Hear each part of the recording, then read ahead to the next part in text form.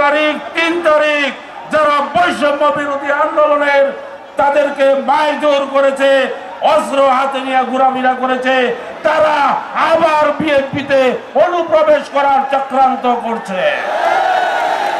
আমরা চাই না হিরোর কোনো দূষর, হিরোর কোনো দালাল আবার বিএনপিতে অনুপ্রবেশ ঘটুক। সাথী বন্ধুরা, আজকে রায়পুরার কি প্রদূষণ, নরসিংদী জেলার মধ্যে সবচেয়ে বেশি নির্যাতিত এই রাজু এমপি সাবেক মন্ত্রীর দ্বারা রায়পুরার জনগণ সবচেয়ে বেশি নির্যাতিত। তাদেরকে বারবার জেলে দেওয়া হয়েছে, বারবার কারা নির্যাতিত করা হয়েছে রায়পুরার নেতাদের। রায়পুরাও এখন পায়তারা চলছে, সেই সব দালালরা রায়পুরা বিএনপিতে অনুপ্রবেশ করার চেষ্টা করছে। সাথী বন্ধুরা, শিবপুরের কি অবস্থা? মোহন এমপি, ডলা সিরাজ, তাদের দালালদের অত্যাচারে আমাদের শিবপুরের জনগণ, নেতা কর্মীরা বারবার জেলে গেছে। এমনকি বীর মুক্তিযোদ্ধা শিবপুরের সাধারণ সম্পাদক সালেক রিকাবদারকে, জাতীয় মুক্তিযোদ্ধা, তাকে কোমরে রশি দিয়ে আমরা দেখলাম জেলে নিতে। সেই দূষণরা আবার বিএনপিতে যোগদান করার চেষ্টা করছে। মনোহরদীর কি অবস্থা? সবচেয়ে বেশি করুণ অবস্থা মনোহরদীর।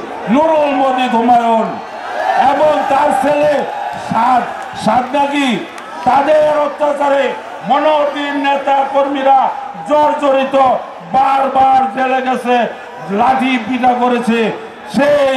সেই মনোহরদীর মজিদ এবং সাদের দূষণরা ভুল পাল্টিয়ে আবার বিএনপিতে অনুপ্রবেশ করার চেষ্টা করছে। সাথী বন্ধুরা, পলাশের কি অবস্থা? ডাক্তার কি পুটন আর হলো ডাক্তার আর দিলীপ, তাদের অত্যাচারে আজকে আপনি পলাশ গিয়া দেখেন এমন কোনো বাড়ি নাই। এমনকি পলাশে যদি ডক্টর মঈন খান সাহেব কোনো সময় মিছিল করতে গেছে, আমরা করুণ পরিণতি দেখছি।